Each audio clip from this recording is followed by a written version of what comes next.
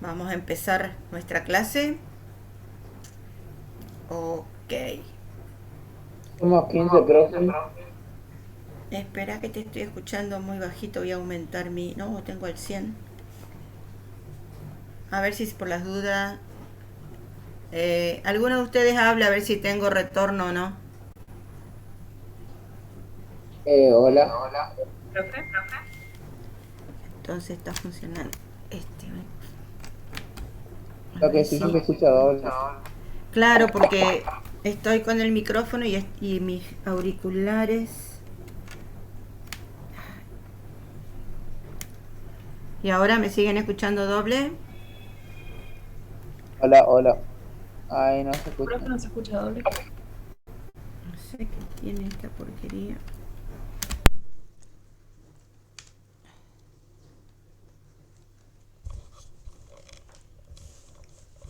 A ver si... Hola, hola, hola. ¿Sigo doble, chicos? Yo no escucho nada. Creo que está bien ahí. Ah, No, profe, bueno. yo te escucho bien. Bien, bien. Sí, son los enchufes de mi auricular que por ahí no hacen buen contacto con la compu. Entonces ahí es donde se escucha por el parlante de la compu y por el parlante del auricular. Muy bien. Bueno, buen día a todos. Eh, Hoy es la última clase de recursividad porque la semana que viene ya empezaríamos con otra unidad, que es la unidad de árboles. Así que vamos a ser bastante práctico en la clase de hoy. Pero para ello, a ver dónde está lo que yo les abrí. Un minutito, vamos a ir compartiendo. Tengo otro que está llegando ahí. Bien. Y a ver si este es el que yo quería. Bien. Para repasar un poquito lo de recursividad, por ahí alguno que no se acuerda bien de esto. Me gustó este videito porque, primero porque están las mayúsculas, la mastrusca, y a mí me encantan las mastruscas, pero aparte porque ven la cantidad de muñequitas, esto tiende al infinito, pero además porque me da un ejemplo muy práctico para que ustedes lo entiendan, que es bueno, vamos a ver.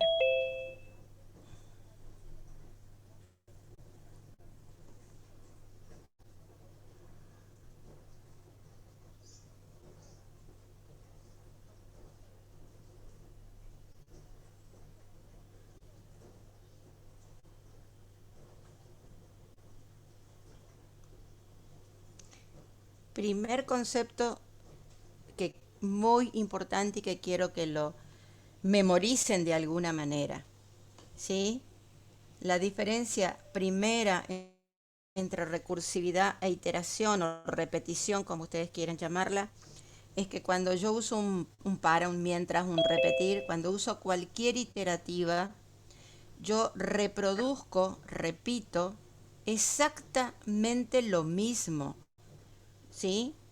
Si adentro tengo una suma, siempre hago la misma suma.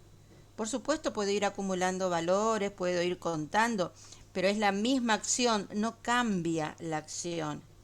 En cambio, cuando yo utilizo una función recursiva, adentro de esa función se va reduciendo el problema. Se van escribiendo versiones menores. ¿eh? Los datos van reduciéndose. Esa es la primer gran diferencia entre una iteración y una recursión. En la iteración el problema se mantiene, yo lo repito exactamente de la misma forma. En la recursividad mi problema se reduce cada vez más. Los valores tienden hacia un valor infinito, ¿sí? Por eso es que, bueno, acá tengo más gente. Eh, Esa es uno de los conceptos que quiero que les quede bien claro, ¿sí? Iterar es repetir exactamente la misma acción. recurrente, recursividad, como la quieran llamar, implica una reducción, ¿sí? Una disminución del problema y por supuesto de los valores que estamos con lo cual invocamos a la función. Sigamos.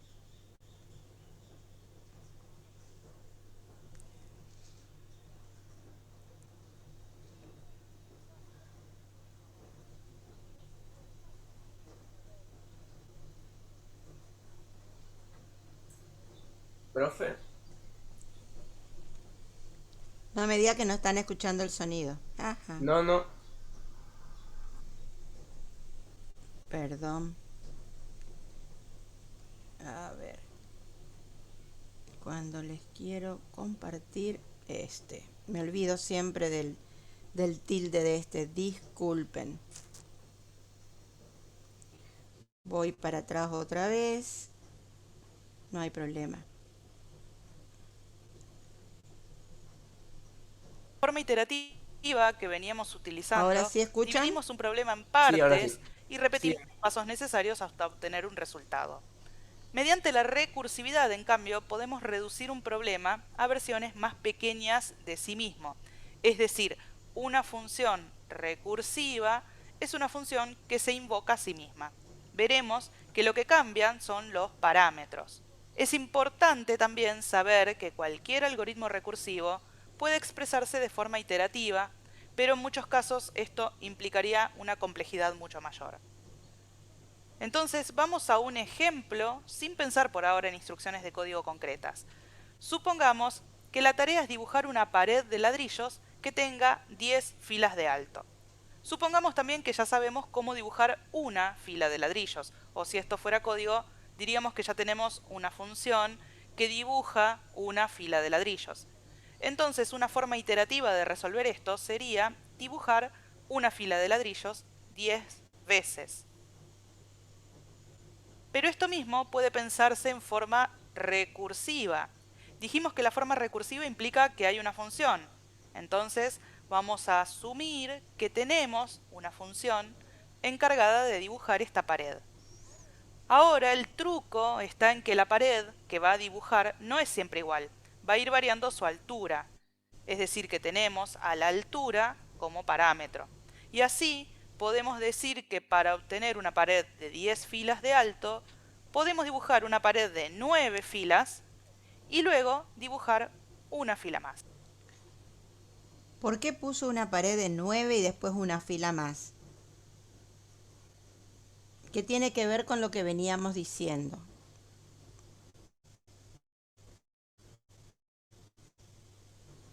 ¿Alguien se dio cuenta o no? Reducir el problema. Exacto. Si vos partís de que vas a dibujar una pared con una altura n y adentro de ese problema decís que vas a dibujar una pared con una altura n-1, achicaste el problema, reduciste el problema. Y cualquiera sea tu n, si después decís que vas a dibujar una fila de ladrillo, obviamente lo seguís reduciendo. O sea, la escritura de esta función recursiva está manteniendo lo que habíamos dicho recién en la teoría. Es decir, una función recursiva tiene que, dentro suyo, achicar en pequeños subproblemas. ¿Cuánto achica? Bueno, eso dependerá de lo que vos estás queriendo solucionar, ¿no? Acá me bastó con poner adentro que voy a hacer lo mismo que decía arriba, dibujar pared, pero le voy a achicar la altura. Y por último, hago una fila de ladrillo. ¿Está? Por eso es la escritura recursiva. Adentro tengo que volver a invocar a sí misma, porque si no, no sería recursiva. Una función recursiva es aquella que se invoca a sí mismo. Vuelvo a poner dibujar pared, pero ya no puedo poner altura, porque si no estaría repitiendo lo mismo y ahí sí que estaría en un ciclo recursivo infinito, sería un error, está mal escrito. Entonces, ¿qué tengo que hacer? Al parámetro altura le quito una unidad, lo achico, reduzco la cantidad. ¿Está? ¿Queda claro eso? Bien, ¿ahí se acaba la función recursiva? No, vamos a ver que no. No es solamente que adentro de la función yo achique, me invoque a sí mismo y que achique el problema, porque no me basta con eso. Pero bueno, lo vemos.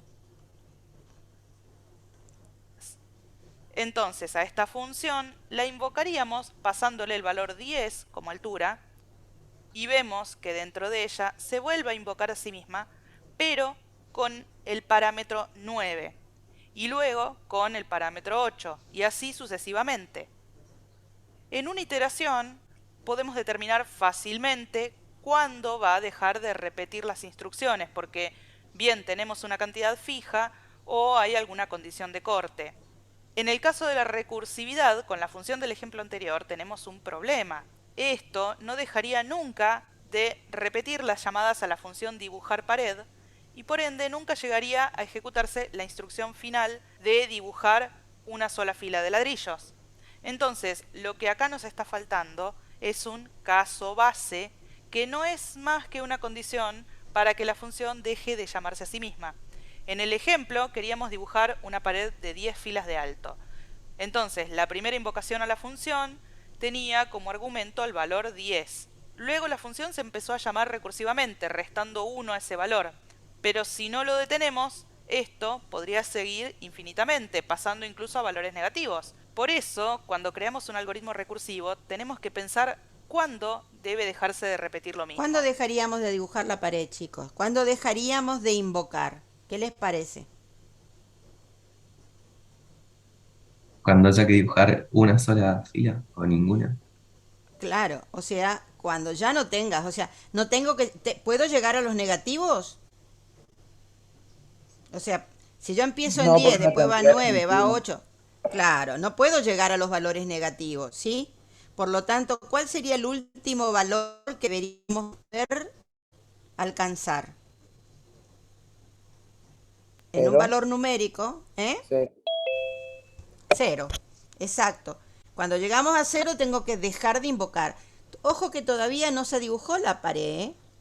O sea, ustedes simplemente han ido invocando a la función, pero la función no dibujó nada todavía, porque lo único que hizo fue invocarse mutuamente, sucesivamente, invocó, entró con 10, después invocó con 9, con 8, con 7, con 6. Cuando llega a 0, ahí dejo de invocar y empiezo a dibujar. ¿Está? Por eso es que tenemos que llegar a 0. O sea, mi parámetro, cuando llegue a 0, es mi caso base. ¿Sí? En este ejemplo, cuando la altura es mayor que 0, invocamos a la función restándole 1 al parámetro. Esto es lo que se llama caso recursivo. Pero cuando ese parámetro es el 0, entonces solo nos queda dibujar una única fila de ladrillos. Este es el caso base de esta función. Entonces, un algoritmo recursivo debe tener siempre al menos un caso base, aunque pueda haber también más de uno, y un caso general o recursivo que eventualmente debe reducirse al caso base. Y así el caso base es el que detiene la recursividad. Para poder comprender bien la recursividad, primero tenemos que tener muy en claro lo que sucede cuando se invoca una función. Según el lenguaje que usemos, un programa puede comenzar invocando una función, como por ejemplo sucede en C++ con la función main, o bien puede empezar sin invocar a una función en particular, como sucede con Python, que permite empezar a ejecutar código en el ámbito global. Así que esto es lo que en este pseudocódigo llamé programa principal. Sus datos necesarios, es decir, las variables, se almacenan en un sector de la memoria. Y al invocar una función, se reserva un espacio de memoria específico para esta función, al cual usualmente se le da el nombre de registro de activación. Este registro se apila en la memoria y esto significa que la ejecución del programa salta a donde se encuentra ¿Cuál era la la función. filosofía de la pila? ¿Por qué usa la palabra apila? ¿Cuál era el concepto de pila, chicos? Lifo, ¿Cómo? lifo. Sí, pero ¿y qué significa? El último en entrar es el primero en salir. O sea que si yo apilo una pila de platos, voy poniendo platos, voy invocando plato uno arriba del otro, pero para poder desapilar voy a empezar por el que está más arriba, ¿sí? Eso no se olviden, ese concepto de pila, que por ahí no lo usamos para la programación común, acá funciona. Acá la recursividad utiliza internamente ese concepto de pila. Ustedes no le dicen use una pila, ¿sí? Pero el algoritmo recursivo automáticamente lo que crea con cada invocación que nosotros hacemos es justamente una pila. ¿Mm? Cada invocación se va a ir colocando encima de la otra, de manera que cuando llego al caso base, el caso base es la cima de mi pila, y empieza a desapilar ejecutando. Esto que hablábamos hoy de, por ejemplo, armar una fila de ladrillo.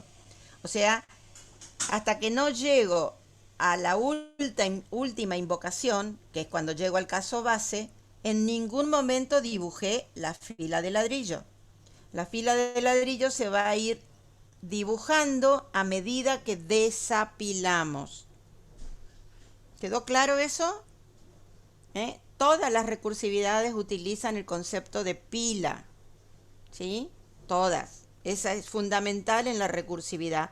Así que si alguien le pregunta cuál es la filosofía del manejo de una recursividad internamente, ustedes tienen que decir, es la filosofía de pila, ¿sí? Voy apilando las invocaciones en forma decreciente en su parámetro, o sea, la invocación de armar la pila de ladrillos 10 está abajo de todos, arriba está la de 9, arriba está la de 8, o sea, cada invocación se va poniendo una encima de la otra hasta llegar al 0 caso base, y a partir que llega al caso base, recién empieza a ejecutar la acción de dibujar la pared. Y va a ir dibujando la pared de 0, la pared de 1, la pared de 2, etcétera, etcétera, hasta llegar nuevamente a la primera invocación. ¿Estamos? ¿Queda claro? Bien, profe. Sí, sí. Sí, profesora. Dejando en pausa a la unidad llamadora en la instrucción de invocación. En la memoria, ahora estamos trabajando dentro del registro activo. Salvo casos específicos, como datos globales o parámetros por referencia, la función incrementar no puede acceder a los datos fuera de su registro mientras se está ejecutando. Es por eso que utilizamos el pasaje de parámetros cuando queremos enviar datos a una función. También depende de la arquitectura y en ciertos casos los parámetros no se ubican exclusivamente en la pila o stack. Sabemos que la palabra stack en inglés significa pila, pero como esos son detalles específicos, los vamos a dejar de lado y vamos a simplificar los ejemplos. Ahora que tenemos al registro de la función incrementar como activo en la memoria, pasamos a ejecutar sus instrucciones. La primera es tomar al parámetro número y sumarle 1, y luego guardar ese valor obtenido en número. A continuación la función retorna, y en este ejemplo está retornando el valor de número. Que una función retorne significa que su registro de activación se desaloja de la memoria, y si hay un valor de retorno, como sucede en este caso, ese valor podemos decir que reemplaza a la instrucción de invocación. Entonces, este bloque de código que estaba en pausa vuelve a activarse y continúa su ejecución desde donde se había dejado. En este ejemplo, la instrucción que sigue, luego de llamar a la función, es la asignación del valor retornado a la variable A. Disculpen. Esto está en el YouTube, entonces obviamente... Ay, La infección vaginal es No más tengo común de lo que cómo pensás cortar. y es fácil de solucionar con el tratamiento adecuado. cortado. Que siga esto. No, Vamos a ver algunos ejemplos prácticos de esto no me utilizando interesa. esta herramienta Disculpen, que ya nos no me permite... interesa. Era ese ejemplo para que vieran, porque realmente me resultó muy cómodo, muy entendible cómo haciendo una pared simplemente de ladrillo, ustedes podrían ver un ejemplo de recursividad. Como ustedes saben, y ya lo hemos dicho en clases anteriores, la recursividad no solamente se aplica en algoritmos, se aplica en todos los ámbitos. Se aplica en el diseño gráfico, se aplica en las propagandas, se aplica en la creación de juguetes, ¿sí? Cada vez que yo tenga esta acción de invocar algo que es exactamente igual pero disminuido al original, achicado, reducido, y que se lo puede reducir en forma sucesiva hasta casi desaparecer, o sea, hasta un límite, entonces estoy aplicando algo que tiene que ver con recursividad, ¿sí? Bien, vamos a ver si lo entendieron. Vamos a hacer un ejemplo. Ustedes tienen, yo lo tengo acá. Bien. Supónganse este ejemplo, este ejercicio. Yo tengo una ecuación recurrente. Recurrente, recursiva, es exactamente lo mismo. Son todos sinónimos, ¿sí? Entonces, si yo tengo estos valores de la ecuación recurrente, lo cual en matemática es muy común de que me aparezcan funciones recursivas, ¿sí? Viene de la matemática la recursividad. Ahora, en ese ejemplo, chicos, con estos parámetros, con estos valores que ustedes tienen acá, voy a insertarle una formita para que lo veamos, una llavecita, esta. Con estos valores que ustedes tienen acá, ¿sí? Díganme, ¿cuál es el caso base? El 1. El renglón donde o sea, el caso base es cuando la variable a sub 0, ¿sí? Yo la voy a escribir así nomás porque si no tengo que estar poniendo, insertando, ¿sí? Cuando la variable a sub 0 alcanza el valor 1, ¿sí? Ese renglón es mi caso base. Perfecto. Obviamente, ¿cuál es mi caso recursivo?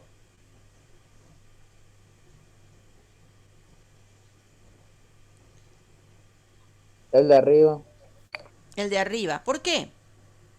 ¿Cómo sé que es recursivo ese caso? Porque A tiene N y no sabemos cuánto vale N, por ejemplo. No, Es porque es igual, o sea, AN es igual a N menos 1. claro, exactamente. La parte que me lo hace recursivo a esto, ¿sí? No tengo manera de pintarle, sí. Vamos a buscar un cuadradito que me permita pintar, ¿sí? La parte que lo hace recursivo es esta parte, ¿sí? Ah, no me lo hace. Creí que me lo iba a pintar, pero no, me lo encima. Es cuadro de texto, profe. Debe haber Sí, algún... por eso, sí. Pero si no lo pongo cuadro de texto, no sé si me va a quedar transparente. Ahí está, gracias. ¿Ve? Pero me lo tapa todo, lo tengo que hacer transparente. Hay que el relleno le cambia. Sí, sin relleno, ahí está. Pero tampoco me deja el color. Bueno, no importa. Ustedes entendieron que era esto, ¿no? Esta parte, lo importante de esta parte es esta.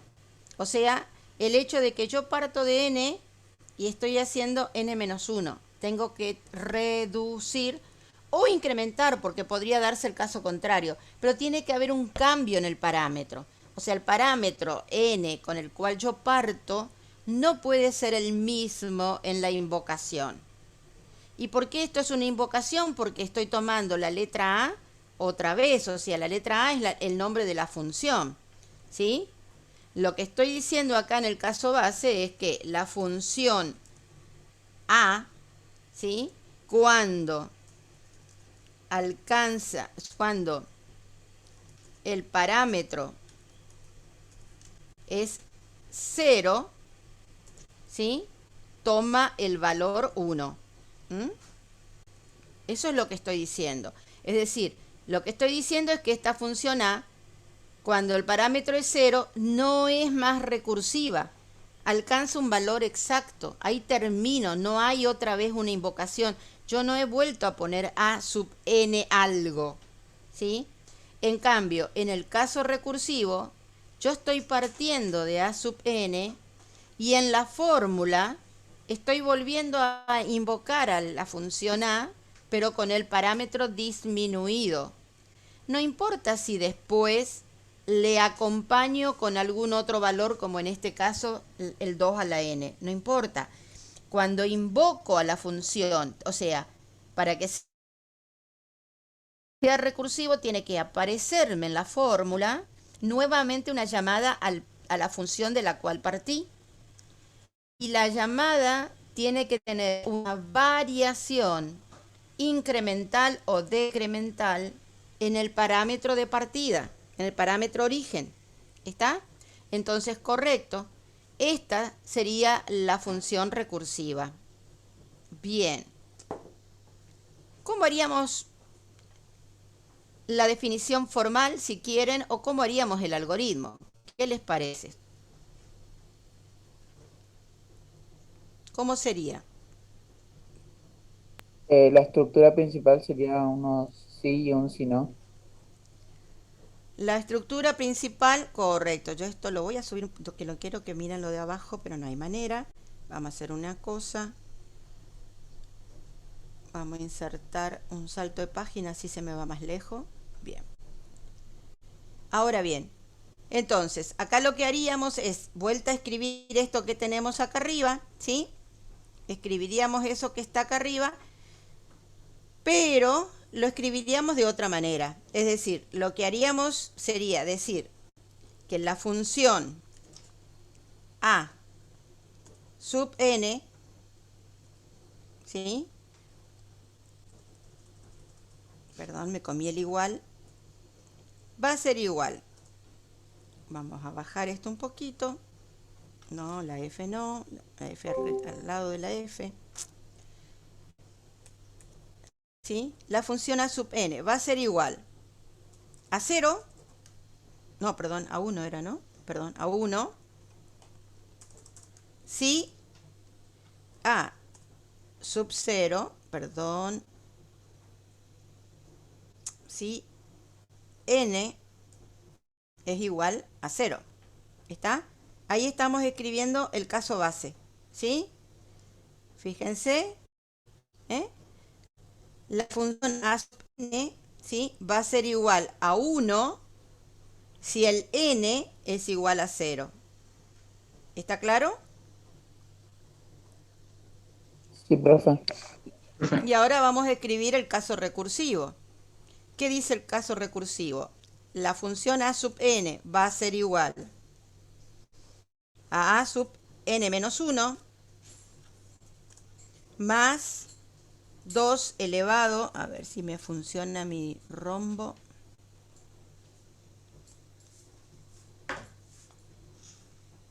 Dos elevado, pero que no me hace el angulito. O ponga dos cosas, Dos asteriscos, sí. dos asteriscos nomás. Pero fíjate que cuando le pongo los dos asteriscos me pone lo que quería. Está medio loca mi teclado. N. ¿Está? ¿Cuándo va a ser esto?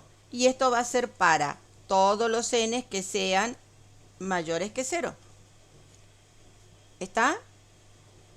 Ahí hemos hecho la definición formal. ¿Qué usamos para esta definición? Esta A tendría que haber sido más chica, ¿no? Porque es la misma que está de partida. Fíjense cómo la función recurrente, voy a hacer lo siguiente para que lo vean al mismo tiempo, borro esto y seguro que va a subir allá arriba para que puedan comparar. La ecuación recurrente me la dieron de esta manera. Yo descubrí que A sub 0 igual a 1 era el caso base. Lo puedo escribir de esta manera.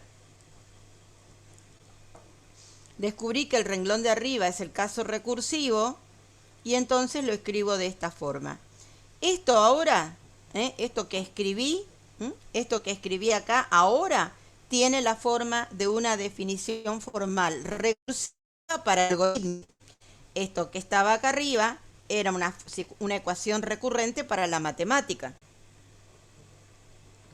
Estamos pasando de una escritura matemática a una escritura informática, algorítmica. Y ahora, si lo quisiéramos traducir a un algoritmo, es muy fácil, porque no hago más que transformar esta escritura en una escritura en pseudocódigo. ¿Sí? Es decir, volveríamos a poner función, volveríamos a poner acá el parámetro, n. De acuerdo a los lenguajes tendríamos que aclarar qué tipo de parámetro es. ¿Sí?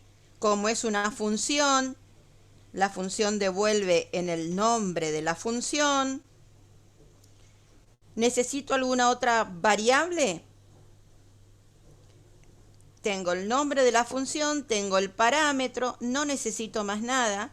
Por lo tanto, algorítmicamente esto no va a tener ningún ambiente en particular, no va a haber variables locales.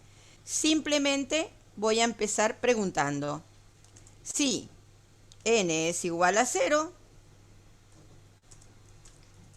entonces voy a devolver a la función, a la a, el valor 1. Por lo contrario,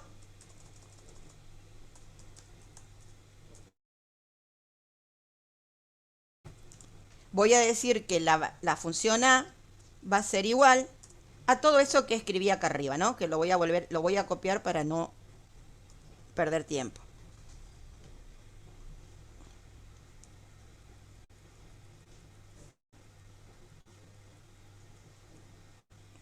¿Está? Y con eso terminamos nuestro condicional y, por supuesto, hemos terminado la función. Ahí tenemos los 3 tipos de escritura, chicos. Hemos hecho de una ecuación recurrente una definición formal algorítmica y una escritura algorítmica, ya para entrarle a un lenguaje. ¿Ven la diferencia? Sí, profe. Sí, sí. Sí, ¿Ha profe. quedado claro?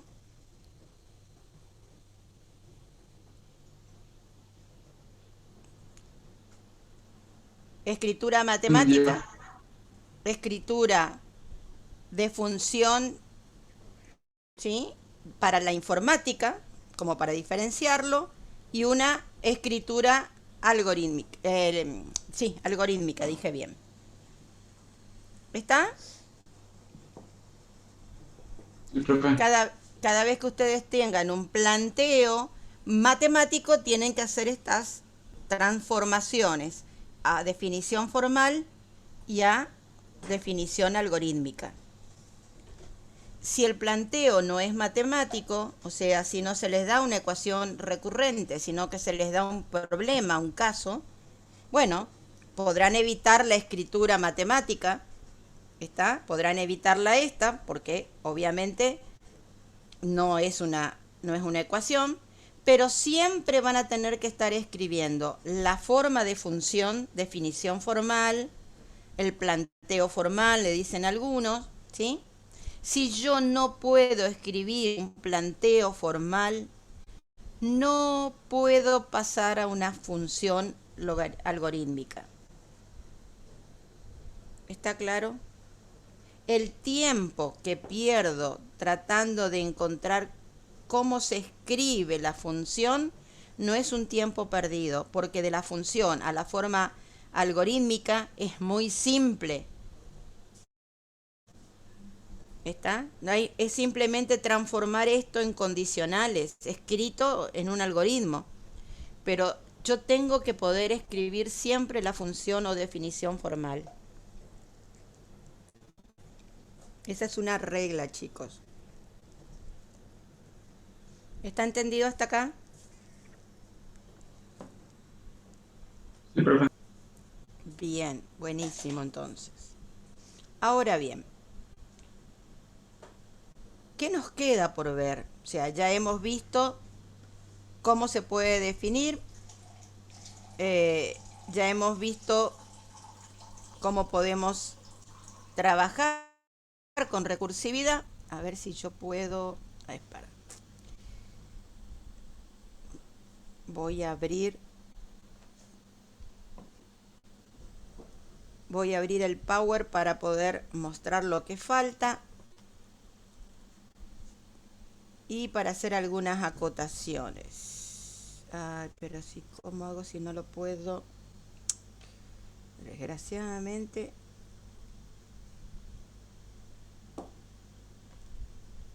Un minutito. Cuando quiero compartir es donde se me pone incómodo. Bien.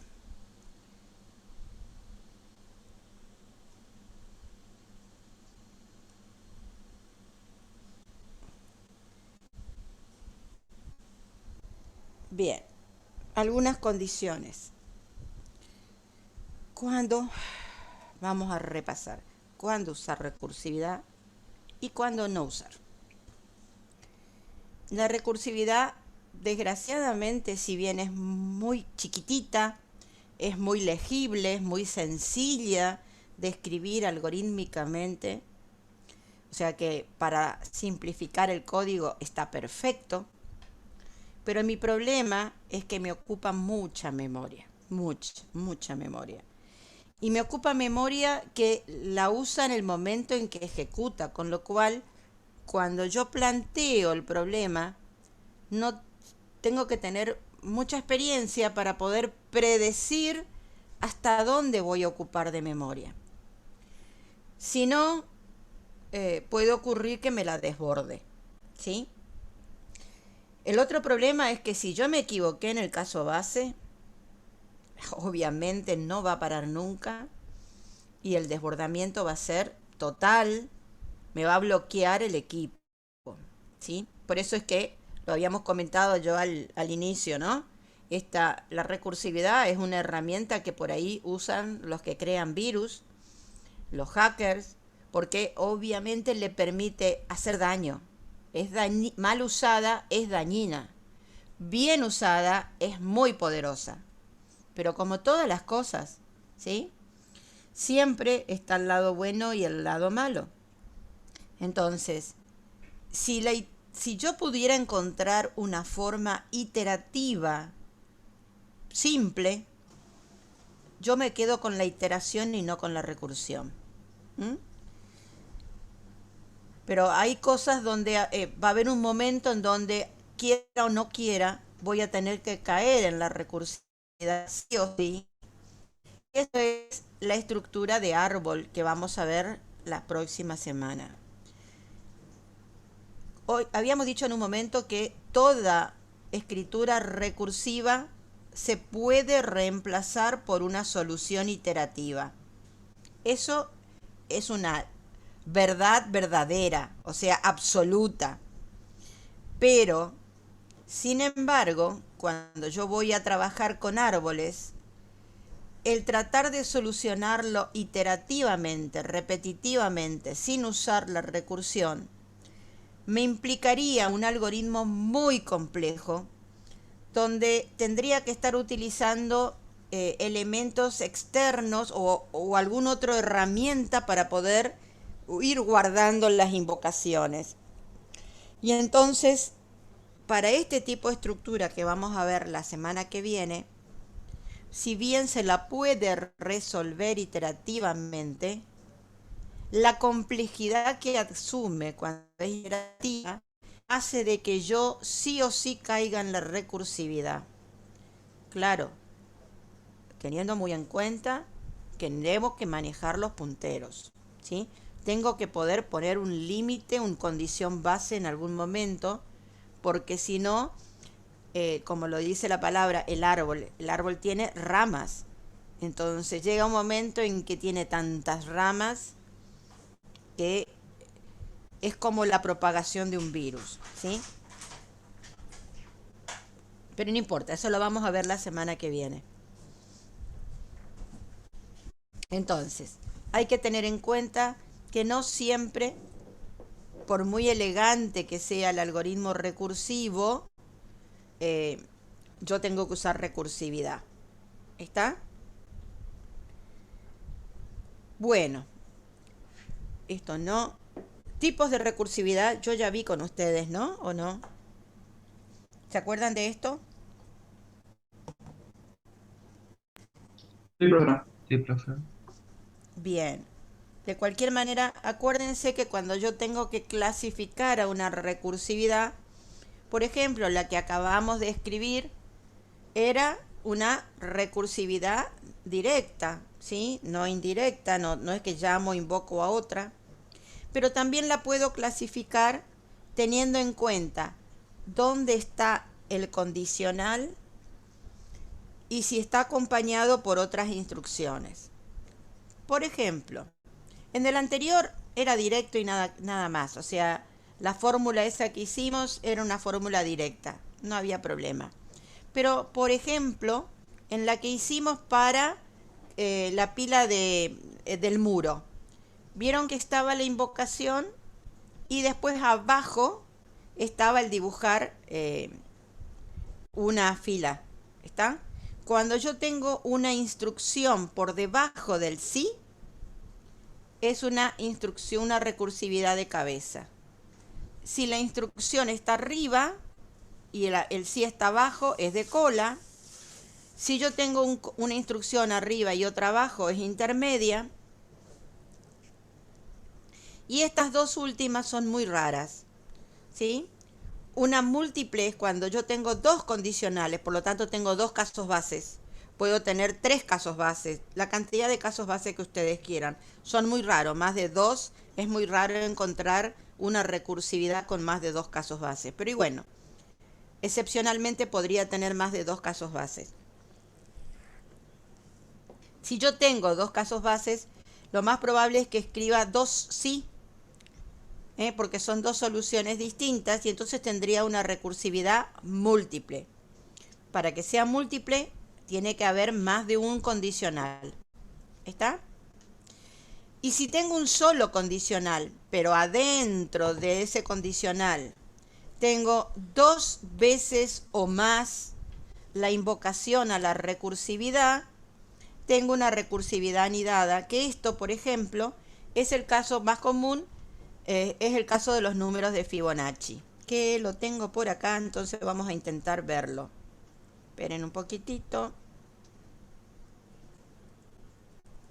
¿Dónde está Fibonacci? Ay, Dios. Así no me sirve. Lo tengo que hacer de esta manera, ver todas las diapositivas e ir directamente al que yo quiero. ¿Dónde está Fibonacci? Acá está Fibonacci. ¿Ven? Esta es una serie matemática, o sea que tiene una fórmula matemática.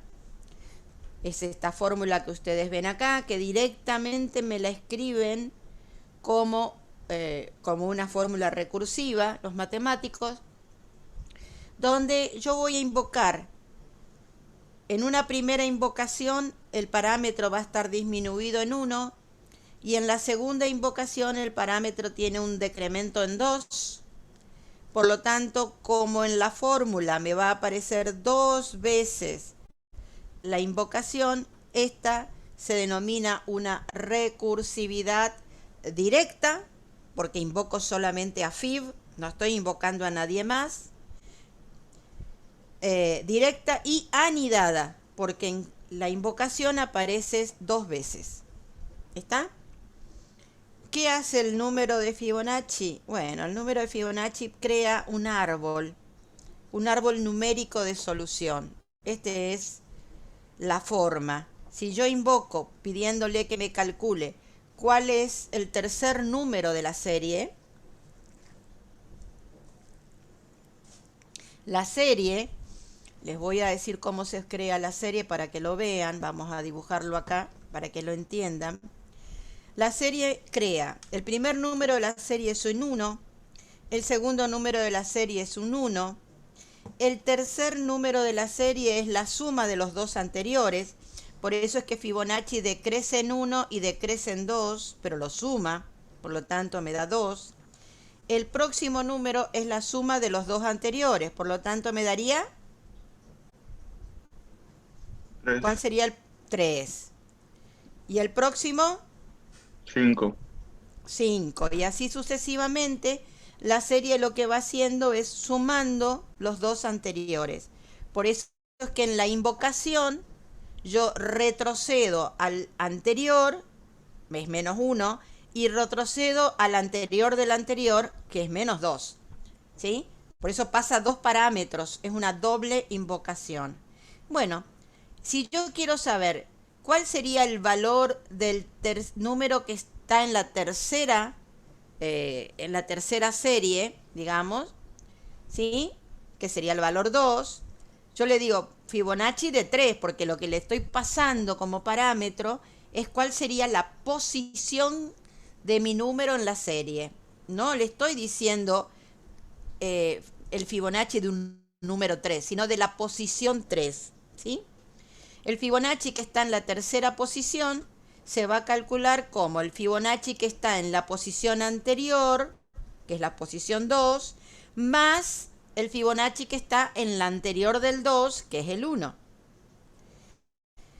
Pero como es recursivo y yo le pedí Fibonacci de 2, el Fibonacci de la posición 2 se calcula como el Fibonacci que está en la posición anterior, 1, más el anterior del 1, que es el Fibonacci de 0. Y acá tengo que el Fibonacci de 0 vale 0 y el Fibonacci de 1 vale 1. Son valores finales, ¿sí? Entonces, por esta rama, por la rama izquierda, yo obtengo el valor de 1 más el valor de 0. Y por la rama derecha obtengo el valor de 1. Entonces yo sumo todos los valores terminales de este pequeño árbol, que vamos a ver que esto es un árbol en la próxima unidad. Tengo 1 más 0 más 1, me da el resultado 2. ¿Está?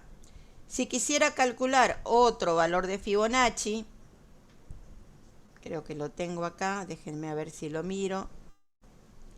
Creo que acá lo puse para 5, si no me equivoco. Ahí está. Fíjense cómo sería si queremos calcular el quinto valor de Fibonacci. Fibonacci de 5 es el Fibonacci de 4 más el de 3. Se me empiezan a armar ramas. El de 4 es el de 3 más 2, el de 3 es el 2 más 1, ¿sí? Y así sucesivamente. ¿Y después qué tengo que hacer? Cuando llego a Fibonacci de 1 y de 0, que es donde termina, empiezo a tener los resultados y tengo 1 más 0 más 1 más 1 más 0 más 1 más 0 más 1. Y si yo sumo todo, tengo 1, 2, 3, 4, 5, ¿sí? Y me dice que el Fibonacci de 5 es 5. Verifiquemos si es así. Recién lo estuvimos haciendo. ¿Se acuerdan que dijimos? El primero es 1, el segundo es 1, después viene 2, después viene 3 y después viene 5. 1, 2, 3, 4, 5. El Fibonacci de la quinta posición es 5. Algo que si lo hacemos manualmente es tan rápido, bueno, si se lo pedimos que lo haga una máquina, la máquina tiene que desplegar todas estas invocaciones para poder llegar al valor 5. Es más fácil calcularlo humanamente, ¿no? Pero piensen que la máquina lo hace a velocidad de máquina, con lo cual esto es muy rápido. No, si bien yo lo tengo que entender de esta manera, la máquina esto lo hace en forma absolutamente rápida. Tardamos más ¿Sí? nosotros. ¿Cómo? Tardamos más nosotros que la máquina. No, que vamos a tardar más. Si vos entendés lo que tenés que hacer, que tenés que sumar los dos anteriores, excepto que tengas números muy grandes para sumar, y este es medio malo para la suma, va rápido. La máquina tiene que desplegar. Todo esto ocupa memoria, chicos. cada vez que ustedes invocaron a un Fibonacci, la máquina acá ocupó un espacio de memoria que lo deja... Cuando yo invoqué a Fibonacci de 4, la máquina ocupa un pedazo de memoria. Eso es lo que les estaba mostrando con el ejemplo de la pared, la otra profesora, ¿no? Ahí hay un espacio de memoria ocupado que no se desaloja hasta que no pegue todos los retornos. Estas flechitas de retorno, ¿sí?, hacen de que cuando a mí me retorna el 1 de la última rama de la izquierda, ¿sí?, y me retorna el 0 de la rama inmediatamente de al lado, y me suma 1 más 0, 1, recién ahí me desaloja el último nivel de este árbol. ¿Sí? Y me devuelve un 1 al Fibonacci de 2, por ejemplo. Entonces ahí desaparece el último pedacito de la rama. ¿Está? Pero hasta que yo, o sea, esta rama de acá abajo que yo tengo, no desaparece hasta que acá no me devolvió el 1. Cuando acá me devolvió el 1, recién se va toda esta parte. ¿Sí? Toda esta parte roja. ¿Está? Y ahora, cuando me devuelve este 1 Fibonacci y me devuelve este otro 1 del Fibonacci de 1, y entonces calcula 1 más 1, 2, y tengo este 2 acá arriba, recién ahí me desaloja este espacio de memoria. O sea, más chiquito, ¿no? Porque... ¿Está? O sea, por eso hablábamos de una pila. O sea, me va creando una pila, me crea una pila de bajada, ¿sí? Me va creando una pila hasta acá, y después me crea una desapilada, pero ojo que al desapilar, desapila hasta acá, pero acá creó otra pila, así que tiene que desapilar esta. Por eso son todas las flechitas que ustedes ven que van y vienen, ¿sí? O sea, esto es una pila que se desapila así, esto es otra pila que se desapila así. Y recién cuando terminó con esto, recién puede hacer esta desapilada. ¿Está? O sea, y lo hace la máquina sola. Ustedes no se están dando cuenta, ustedes directamente dijeron, ustedes dijeron Fibonacci de 5. Ustedes pusieron esto. Y la máquina armó todo este camino de pilas y desapila inmediatamente. Y los crea. Tanto para la izquierda como para la derecha. Todo al mismo tiempo. Esto es... Ojalá uno pudiera hacer un dibujito donde es como que ustedes vieran. Vieron que por ahí... la he visto por ahí uno por ahí ve en la tele o en algún lugar que le muestran cómo transcurre algo rápidamente. A ver, si yo quisiera filmar cómo crece una planta y cómo florece una flor, tengo que filmar varios días. Bueno, si ahora yo eso lo paso muy rápidamente, tipo el 1.5 del WhatsApp o el 2 del WhatsApp, cosa que todo rápido, lo que veo es que pareciera que en un segundo creció la planta y floreció la flor, ¿no es cierto? Bueno, si yo pudiera ver esto es como que le saqué una foto a un árbol que va creciendo, va teniendo las ramas en forma muy rápida y después el árbol se va consumiendo y se hace ceniza. ¿Sí? No sé si llegan a ver esa imagen. No sé si me entienden. Pero así es como crea dentro de la memoria la recursividad este árbol gigantesco de invocaciones y cómo lo desapila en forma rápida.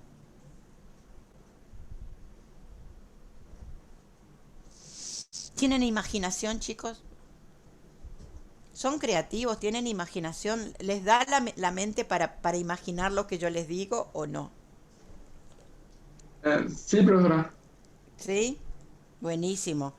Porque si lo logran ver en su mente, están entendiendo lo que es la recursividad. Cómo funciona dentro de la máquina. Voy a buscar alguna imagen de esa en algún momento para mostrárselas. Bien.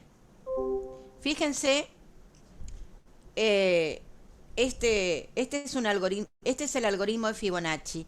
A la izquierda lo tienen a la función usando simplemente iteración, que esto está dentro de un repetir hasta que, y a la derecha lo tienen, perdón, al revés, a la derecha lo tienen con formato iterativo, porque tengo un mientras, ahí un while, y a la izquierda lo tienen con el formato recursivo.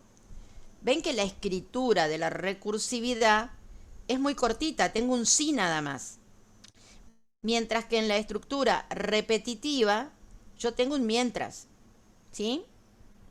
Es decir, la diferencia está que acá estoy usando, perdón, se me achicó, borrar. Acá estoy usando un condicional y nada más que un condicional. Y acá en la iteración tengo todo un ciclo mientras. Está repetitivo.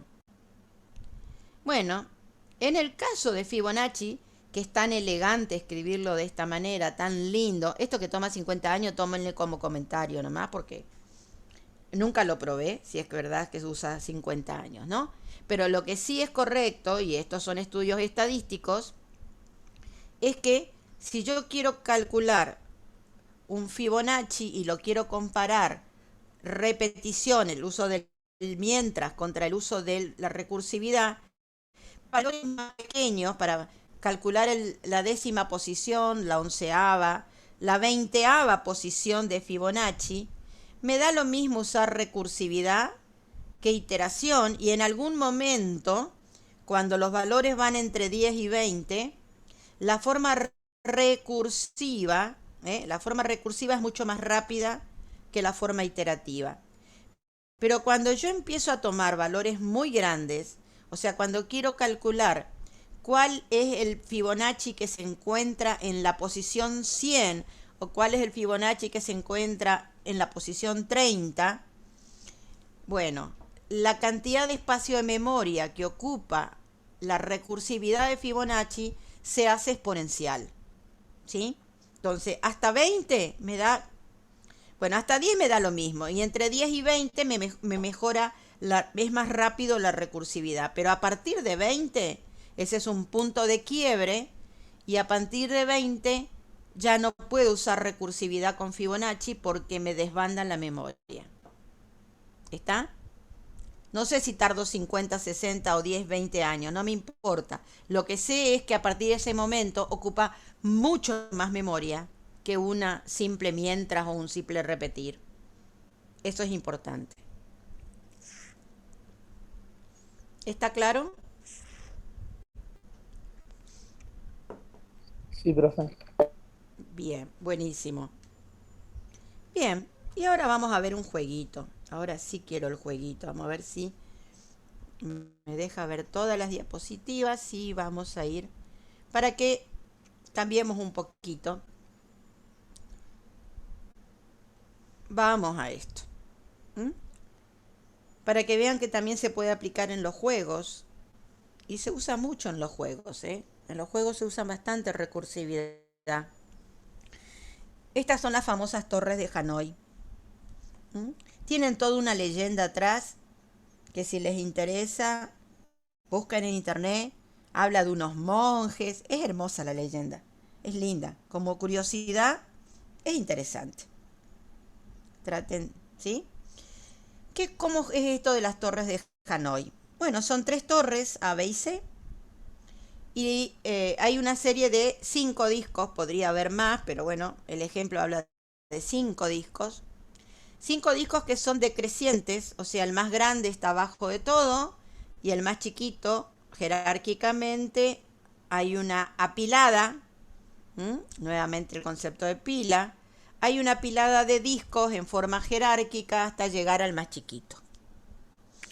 Y lo que quiere este jueguito es que yo pase estos 5 discos a la pila o a la asta o al palo, como lo quieran llamar, C. Pero ¿qué ocurre? Yo no puedo transportar más que un solo cuadradito a la vez. Y cuando yo transporto un cuadradito a la vez, resulta que no puedo poner arriba de ese cuadradito uno más grande. sino que siempre tengo que mantener la jerarquía de que el más grande esté abajo, el más chico esté arriba. Esa es la regla, digamos, de la torre de Hanoi, ¿sí? Tenemos 3 y un conjunto de 5 aros, y la idea es que estén apilados uno sobre el otro, el más grande abajo y el siguiente así sucesivamente. La idea es pasarlo, y entonces, si yo quiero pasar un aro más grande arriba de uno más chico, está mal, el juego termina, pierdo, y la idea es que siempre tengo que mantener el más grande abajo y el más chico arriba, y solamente puedo mover de a uno a la vez. ¿Está? Ese es el jueguito, y yo lo tengo acá preparado para que lo juguemos, porque ahí no me deja jugarlo. Entonces me estoy por comprar, les cuento, me voy a comprar, ¿cómo se dice? Una tableta digitalizadora, porque estoy harta de trabajar de esta manera, de tener que estar usando cosas que no corresponden. Bueno, vamos a probar con 3. Profe, justamente cuando viene la presencialidad se va a comprar la tarjeta. Y bueno, pero lo que pasa es que mi sueldo no da para tanto, chicos. Yo el año pasado me tuve que comprar una computadora nueva, porque yo estoy usando una nueva, porque la viejita mía no me aguantaba el Zoom. Entonces me compré en marzo y todavía no termino de pagarla. El año pasado fueron 85.000 pesos en cuota. ¿Sí? La estoy terminando de pagar. Le estoy diciendo en broma, profe. No, te digo. Entonces, hay muchas cosas que me quisiera comprar, pero el sueldo docente no alcanza para tanto. Me compré auriculares nuevos. Bueno, en realidad estos fueron regalo el Día de la Madre, pero con la tarjeta mía. ¿Sí? Entonces, no sé si me autorregalé o me lo regalaron. Vieron que los regalos de los hijos, no sé si a ustedes les pasa, pero le piden la plata a la mamá o al papá y al final terminan comprando el regalo con la plata de uno. Por eso hay que hacer regalos caseros nomás. El día de la madre.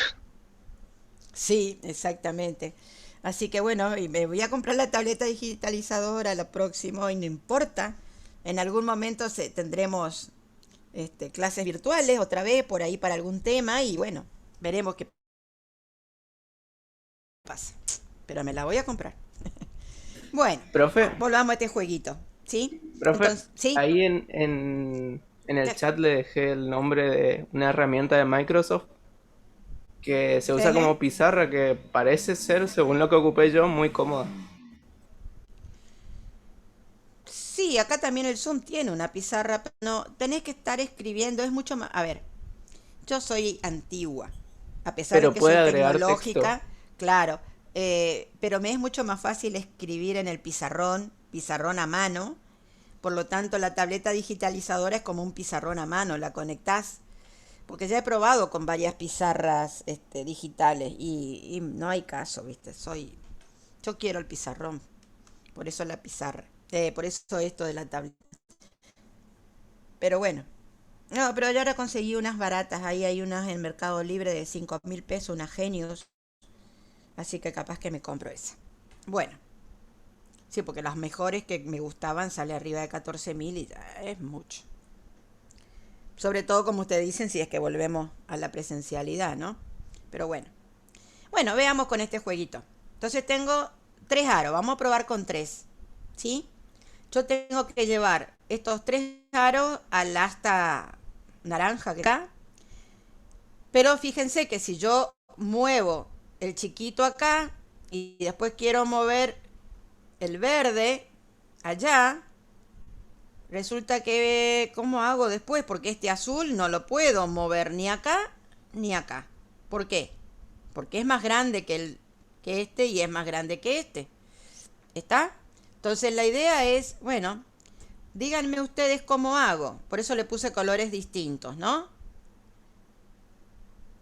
Tengo el rectangulito naranja, el rectangulito verde y el rectangulito azul. Y esto tendría que terminar puesto de la manera que el rectangulito azul quede acá abajo. Ojo que esto en el juego no lo puedo hacer, acá sí. El verde quede acá y el naranja quede acá, así. ¿Está? Pero solamente puedo mover de a uno. Y no puedo sacar el que está abajo de todo, porque esto es una pila. ¿Eh? Por lo tanto, estos aros están enganchados en esta asta. Por lo tanto, para poder sacar el de más abajo, tenían que haber salido los dos de arriba. Bien. ¿Cómo hago, chicos? Díganme ustedes, alguno que empiece a probar y dígame. Ahí en el A chat ver. está diciendo, profe. En el chat. Ay, bueno, vamos a mirar en el chat. ¿Por qué no hablan? Pongo el naranja en el asta naranja. Vamos a poner acá arriba el chat acá. El naranja en el naranja. Bueno, voy a llevar el naranja en el naranja. Eso es lo que dice. Después, ¿qué dice? Pongo el verde en el gris. Pongo el verde en el gris. Bien. ¿Qué dicen después? El naranja en el gris. ¿Puedo? Sí, porque el naranja es más chiquito. Puede venir acá. Después dicen el azul en el naranja. Bien, voy el azul al naranja. El naranja en el azul. El naranja en el azul. El verde en el naranja. Yo entiendo que cuando me dicen el segundo es el asta. Perfecto. Y por último, obviamente, esperen que no. El naranja en el naranja. Naranja en el naranja. Correcto. Exactamente. Así es la cosa. Bien. Eso es los pasos para 3. Bueno. Voy a retroceder todo. ¿Qué pasa si agrego un cuarto? Ah, ¿para qué lo hago si lo puedo copiar? Voy a poner un cuarto acá arriba. Vamos a achicarlo porque tiene que ser más chiquito. Vamos a ponerle otro color. Relleno, relleno, relleno. ¿Dónde estás? Acá. Vamos a ponerle, a ver qué color puede ser este, amarillo. Bueno, ahora tengo 4. ¿Cómo haríamos? Con 5 es un quilombo, sí. Pero acá tengo 4. Y tengo 5. no se aplicaría no sé, buscaría aplicar lo mismo que usamos antes. Digamos, ahora solo tenemos un bloque de más. Bueno, pero decime cómo. Ya alguien por acá A nomás para no ver, estar mirando el chat. yo diría que el amarillo vaya al naranja o al gris, es indiferente a cualquiera de los dos. Bueno, Después el naranja al gris. Ahora el amarillo al naranja.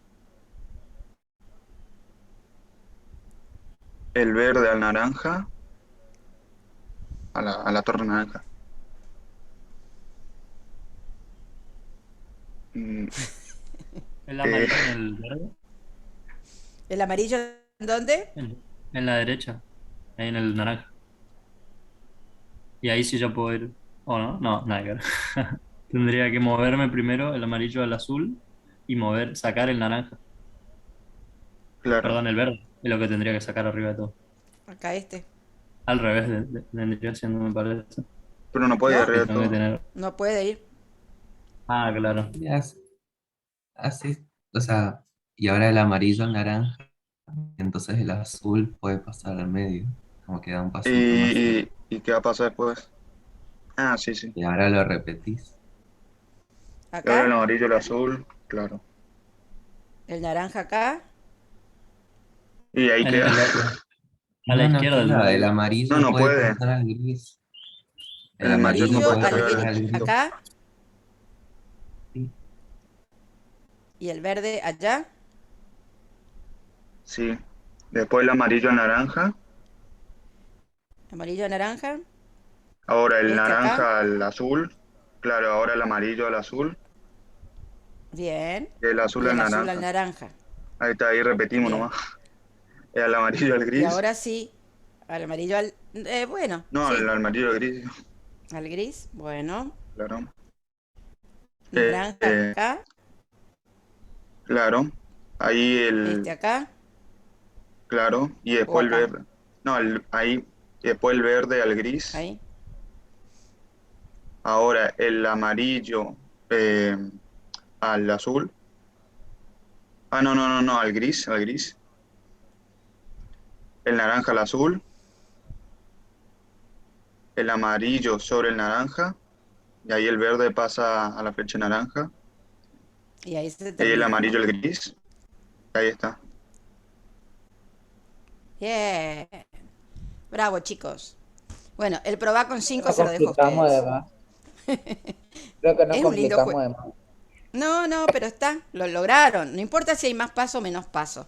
Bueno, está, lo lograron.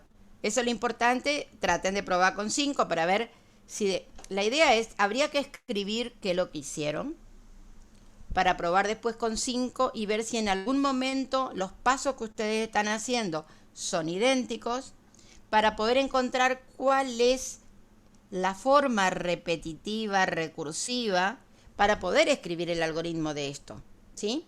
De cualquier manera, el algoritmo ya está escrito, ¿sí? Pero bueno, lo interesante sería que ustedes lo descubrieran en el algoritmo. Yo lo voy a... El algoritmo está ya escrito, así que no se hagan problema, esperen que lo abra. Lo tienen ahí el algoritmo en el apunte viejo de recursividad. Esperen un poquitito. En el apunte viejo de recursividad está el algoritmo. Este es, o sea, si ustedes miran qué hicieron para 3, qué hicieron para 4, qué hicieron para 5, lo que van a encontrar es esta regla, ¿sí? Si es un solo disco, lo movemos de A a C. Si en caso que n es más de 1, los n-1 aros superiores, sin contar el más grande, van a ir de A a B, utilizando a C como auxiliar. Por último, mueven el último aro de la A al C, que es lo que hicieron cuando movieron el azul. Y después van combinando de B en C, utilizando a la como un auxiliar. Esto terminan en un algoritmo que es este. Por supuesto que este parece muy largo el algoritmo, pero porque lo que tienen acá es muchos comentarios, ¿sí? Pero si ustedes miran, a ver que yo quiero tomar este. Si ustedes miran, lo que tienen es, en la parte, digamos, ejecutiva, tienen, si n es mayor que 0, hay que invocar a la recursividad con esto y escribir. Bueno, el escribir es para que se pueda ver. Esto lo pueden pasar a un lenguaje y escribirlo, ¿sí? Y después se mueven los discos n-1 acá. Estas son las 4 acciones que hay. Nada más de mover los discos se encarga, todo eso que ustedes fueron haciendo, se encarga automáticamente la recursividad, ¿sí? Fíjense que la condición de fin de que n sea igual a 0 no está escrita.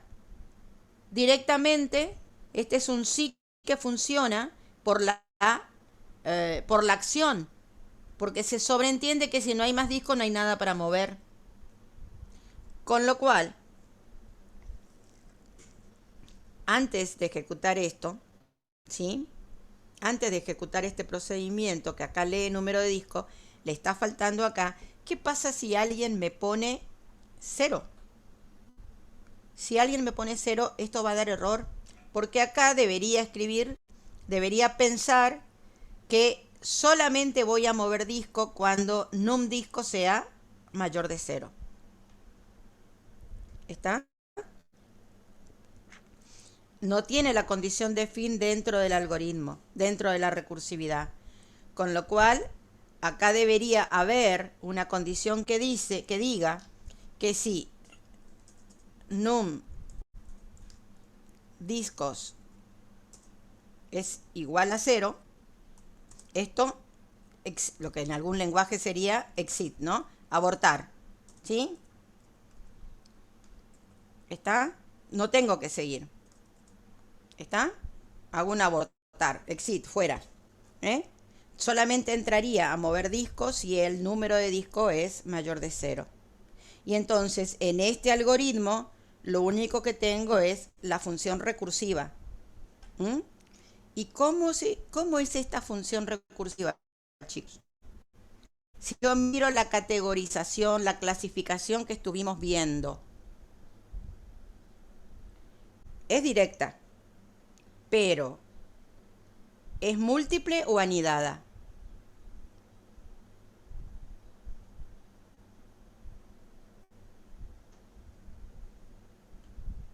¿Estamos? Es múltiple.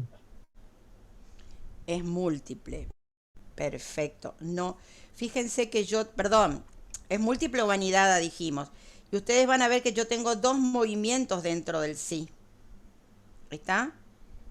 Cuando es anidada está en la misma frase. En la misma frase. O sea, si yo acá hiciera mover disco más mover disco, sería anidada. Pero como tengo dos invocaciones separadas, esto es una múltiple. Podría haberlo escrito con dos sí. ¿Está? ¿Está claro hasta acá? Bien, fíjense qué fácil que es la recursividad para todo eso que ustedes hicieron, porque ahora no es solamente 5, podría poner, qué sé yo, 50 discos si quiero. Y todo ese movimiento en esas 3 astas lo haría automáticamente la recursividad. ¿Está? ¿Cómo llego a saber esto? Probando con 1, probando con 2, probando con 3, no más. ¿Sí? Con 4 o con 5 si quieren. Y con esa cantidad de discos yo puedo sacar cuál es la ocurrencia, la recurrencia que se observa, y entonces puedo escribir el algoritmo recursivo. Eso es lo mismo que ocurre cuando hicimos Fibonacci. No me alcanza con ver el primero y el segundo número de la serie. Tengo que tomar varios números de la serie, 5, 6, 7, para yo poder encontrar cómo es la cadencia, eso de que tengo que sumar el anterior y el anterior del anterior. Esto de que tengo que mover al C y después tengo que ir haciendo transferencias hasta poder lograr pasar el más grande de todos al C. ¿Sí? Bueno, eso pasa con muchos de los algoritmos recursivos. Cuando a mí me dan un planteo, yo tengo que tratar de ejecutar ese planteo para varios casos. Recién cuando pruebo para una cierta cantidad de casos me doy cuenta de cómo es la recurrencia. A diferencia de que si me dan una fórmula recurrente, si me dan una fórmula como la que les di hoy al comienzo, es automático, yo saco enseguida cuál es la recurrencia y lo escribo el algoritmo recursivo. Pero en un planteo de un problema no es así. En un planteo del problema yo voy a probar para 2 casos, para 3 casos, para 4 casos, para 5 casos y por ahí para más casos. Y entonces me doy cuenta de cómo es la recursividad. Y ahí puedo escribir el caso base, la recursividad, etcétera, y puedo solucionarlo al planteo como un caso recursivo. ¿Está? ¿Queda claro esto, chicos? Sí, profe. Bien. Es decir, no es difícil recursividad. Todo el mundo se asusta con este tema. No es difícil. Simplemente hay que meditar un poquito, hacer un poco de yoga, tranquilizarse, no asustarse de lo que le están pidiendo, ¿sí? Probar, encontrar dónde es la base, cómo es esto de que se va repitiendo, cómo se va achicando cada vez que se repite, o cómo van pasando los casos, ¿sí? Y después escribir. Siempre escribir la definición formal, y después pasar al algoritmo, ¿no? Yo acá no escribí la definición formal porque lo estuvimos haciendo en la práctica, ¿eh? Pero si no, debería haber escrito primero esto que lo tienen acá. Si el n es igual a 0, no hay nada para cambiar. Si el n es 1, si el n es 2, si el n es 3, escribirlo y ver cómo exactamente ocurre esto, ¿sí? Bien. Bueno, acá tienen las ventajas y las desventajas, que yo creo que ya la hemos hablado suficientemente. Bien, y la serie Fibonacci, que ya la vimos. ¿Y en qué consiste la recursividad? La recursividad es una técnica. ¿Se acuerdan que cuando empezamos a hablar de recursividad, yo les dije, es una técnica? Es una técnica que parte de una premisa que es dividir para vencer. Cuando yo puedo dividir el problema en subproblemas más pequeños, ¿sí? Y combinar todo esto para llegar a una solución general, esta técnica es válida y es una técnica normal. La aplicamos siempre. A mí me dan un planteo del problema y yo siempre voy a tratar de disminuirlo, desmenuzarlo en problemas más pequeños. No significa que esta desmenuzada en problemas más pequeños me implique una recursividad, no. Pero es el mismo concepto que tiene la recursividad. O sea, con la definición de recursividad está esta técnica, dividir para vencer. ¿Sí? ¿Está hasta dónde? Y bueno, hasta que llegue un momento en que ya no puedo dividir más, no es necesario seguir dividiendo. Son técnicas de la programación. Dividir para vencer es una de las técnicas, de las cuales recursividad es una de las herramientas, ¿sí? Y yo ocupo esta técnica de recursividad, fíjense, por ejemplo, para hacer una búsqueda binaria recursiva. Es muy rápida la búsqueda binaria recursiva.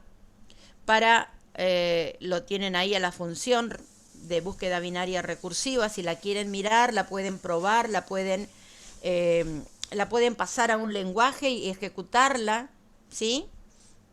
Van a ver qué rápido que encuentra el elemento.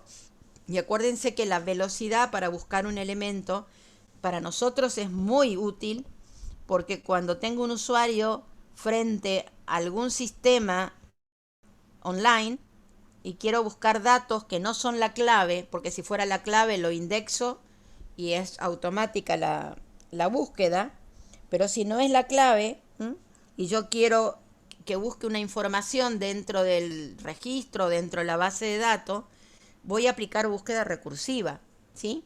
Y esta es la técnica, este es el algoritmo de búsqueda recursiva, búsqueda binaria recursiva, ¿sí? ¿Se acuerdan que dijimos cuando vimos los métodos de ordenamiento? El método de intercambio de ordenar un vector era malo, ¿sí? Bueno, cuando llegábamos a vectores muy grandes, archivos, yo tenía un algoritmo avanzado de búsqueda, de método de ordenamiento, que se llamaba Quicksort. Este Quicksort está hecho con recursividad, Yo parto la lista, el archivo, el vector, la matriz en dos partes y voy aplicando más o menos lo mismo que hice para Fibonacci. Es decir, me va a ir armando un árbol, ¿sí?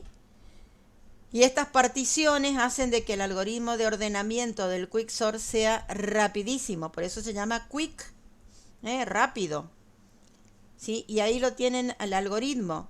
Tiene un montón de barras para que ustedes entiendan lo que estoy haciendo, pero en realidad el algoritmo, si ustedes miran solamente la parte ejecutiva, es un algoritmo muy cortito.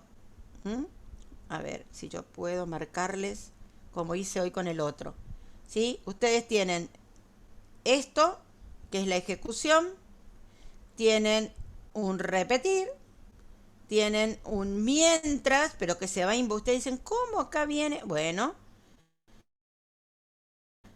lo que ocurre es que si ustedes miran, voy a estar invocando A ver si puedo borrar esto de acá para que lo vean, ¿sí? Voy a estar invocando a valores, ¿sí? Al Quicksort. Sigo esto en la próxima hoja. Ay, no me entra todo en una sola. A ver si me deja pasar. ¿Ven? Fíjense, esas son solamente las acciones que tengo, ¿sí? Esto lo está ubicando. Ay, no. Para atrás. Tengo que borrar nomás todo lo que hice porque si no, no me deja. ¿Ven? Acá tengo nuevamente un sí para que lo vean. Y acá lo invoco al Quicksort. Con lo otro, lo único, todo el ordenamiento está acá. Todo lo anterior es simplemente la fracción que tengo que hacer de esta lista grande, ¿sí? Que la tengo que dividir en varias listas. ¿Está? Pero el algoritmo de ordenamiento es este. Lo que pasa es que a cada pedacito yo divido el vector en pedacitos. Ordeno ese pedacito y después tengo que volver a dividir, es decir, tengo que hacer divisiones sucesivas y para cada división sucesiva los tengo que ir ordenando, ¿sí? La fragmentación que hago está arriba y todo esto que tienen dentro de este sí es el algoritmo recursivo en sí para ordenar. ¿Está? Si lo tuviera que hacer de otra forma, esto es larguísimo. O sea, para un vector gigantesco el de intercambio es malísimo, pero acá como fragmento, por eso digo, esto se usa mucho para archivos, ¿sí? Yo toda esta otra parte que ustedes les marqué para arriba en la hoja anterior es la fragmentación que voy haciendo del archivo o de la lista, y el ordenamiento es este pedazo. ¿Está? Bien. Esto es para que vean el ejemplo que habíamos visto de Quicksort como algoritmo recursivo rápido, para que lo tengan, ¿sí? Y bueno, acá tienen un montón de ejercicios, de los cuales a veces tomamos alguno para los parciales, para los finales. Si quieren pueden ir haciéndolos. Si tienen algún inconveniente me pueden consultar, ¿sí? Pero hay algunos que son fórmulas. La mayoría son fórmulas porque recursividad y matemática están muy unidas, se usa muchísimo, nada más que en la matemática lo hablan de recurrencia y nosotros le decimos recursividad, pero cada vez que ustedes tengan una fórmula recurrente o una serie recurrente en la matemática, sepan que lo que están aplicando es recursividad.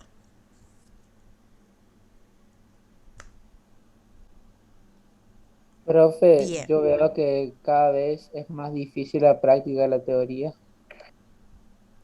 Es que tenés que dominar la teoría para la práctica. La práctica, a ver chicos, ¿cómo les puedo explicar? A ustedes les enseñamos en la matemática, en la escuela, las tablas de multiplicar, ¿sí? Pero después, el ejercicio de la práctica no les aparece un ejercicio. A ver, si aprendieron la tabla de todas las tablas, en el ejercicio no les aparece solamente la tabla de 2. Les aparece mezclado, la tabla de 2, la del 3, la del 4, le aparecen todas las tablas mezcladas, ¿sí? Ustedes aprendieron separadamente cada tabla de multiplicar y después en el ejercicio matemático, ¿sí? Les aparece un ejercicio de este tipo, o sea, 234 por, qué sé yo, 892.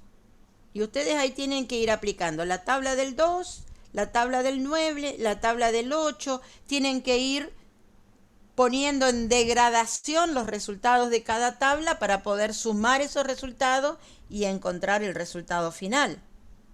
¿Está? O sea, multiplicación por varios números implica que ustedes aplican sucesivamente cada una de las tablas de multiplicar. Bueno, acá ocurre lo mismo. Yo les doy la teoría, ¿sí?, de recursividad. Trato de ejemplificársela lo más que puedo, pero después, en la práctica, ustedes van a tener que aplicar todo esto que ustedes van aprendiendo desde la primera unidad de la teoría: secuencia, ciclos de iteración, ciclos de control, condicionales, archivos, arreglos, listas, recursividad en un algoritmo. Si yo manejo bien en forma individual cada uno de los puntos de teoría, obviamente tiene su complejidad la práctica, pero la voy a poder resolver. Ahora, si yo todo lo tengo atadito con alambre, con alfileres, si no terminé de entender secuencia, no terminé de entender qué es un arreglo y cómo se maneja, no terminé de entender cómo funciona una lista en memoria o qué es la recursividad, obviamente me va a resultar muy difícil la práctica. Por eso es que tienen que participar en la teoría, tienen que hacer todas las preguntas en la teoría. No es simplemente que quiero que ustedes me ayuden, sino si yo pudiera estrujarle el cerebro y ponerle todo lo que yo sé, sería divino, pero la idea es que ustedes, tengo que pasar mis conocimientos al cerebro de ustedes, y no existe todavía ninguna máquina rara que haga eso, ¿no? Con lo cual, trato en lo posible de que les doy ejemplos y que ustedes traten de verlo, traten de entenderlo, pero si no participan, si no son activos, si tienen dudas y no las preguntan, esas dudas quedan y son imposibles de salvar después solos. En todas las materias es igual, pero sobre todo en algoritmia, porque es la base. Justamente el lunes yo estuve en Goya, hablando con los clúster informáticos de Goya, que son empresarios, y lo que justamente decían estos chicos de las empresas de Goya es que ellos lo que han notado que aquel pasante, porque tienen pasante en las empresas, y yo justamente fui a buscar pasantías para mis alumnos, para los alumnos de la carrera, que esos pasantes que tienen fuertemente aprendido los conceptos de la algoritmia, casi todos los que están en las empresas de Goya fueron alumnos míos en algún momento, si tienen fuertemente aprendido, y ahí me daban la razón mi subprofe cuando usted decía, si lo tienen fuertemente aprendido, ellos después le pueden aplicar los distintos esquemas, los distintos lenguajes, porque no están trabajando ni con Python ni con Java, están trabajando con Truc, están trabajando con Azure, están una variedad de programas, de plataformas, y es imposible enseñarles todas las plataformas a mis alumnos y de todos los lenguajes. Pero dicen, no tenemos problema si tienen una fuerte base en algoritmia y en sistemas operativos, o sea, en arquitectura. Inmediatamente reconvierten lo que saben a los nuevos datos. Pero aquel que anduvo mal en algoritmia, dice, le cuesta horrores poder ubicarse, poder cambiar a un lenguaje distinto del que aprendió. ¿Sí? Me hubiera gustado grabar, la verdad que no grabé la charla con los empresarios, como para mostrarle a ustedes que realmente es fundamental que sepan algoritmia, es fundamental que sepan arquitectura y sistema operativo. Con esas 3 materias, ustedes pueden entrar a trabajar y cada empresa se va a encargar de capacitarlos en la plataforma y en el lenguaje que usa la empresa. Está. No sé qué alguien iba a hablar y lo corté. Disculpen. Profe, me acaban de avisar un compañero que no va a seguir con la materia y no va a seguir con C. Ajá. Y que Y, mande un mensaje por el foro. ok, Que me mande un mensaje por el campus, como para que yo lo pueda poner libre y pueda quitarlo del grupo. Porque si no, no bueno, puedo quitarlo. bueno, profe. Porque si no, me terminaría perjudicando. Claro, Y, le termina y ahora perjudicando somos dos. Claro, le termina perjudicando al grupo. Exactamente, porque el grupo es el grupo. Entonces, aquel que va a dejar la materia, o que va a abandonar C, porque por ahí dice, bueno, no hago el laboratorio de C porque tengo aprobado, en realidad debería hacerlo igual aunque salga mal, Pero bueno, si tiene la asistencia al laboratorio y no va a hacer el trabajo del cierre, que me mande un correo y diga, yo sigo en la materia, pero no me podía presentar con el equipo. Bueno, si tiene aprobado Pascal, puede llegar a regularizar.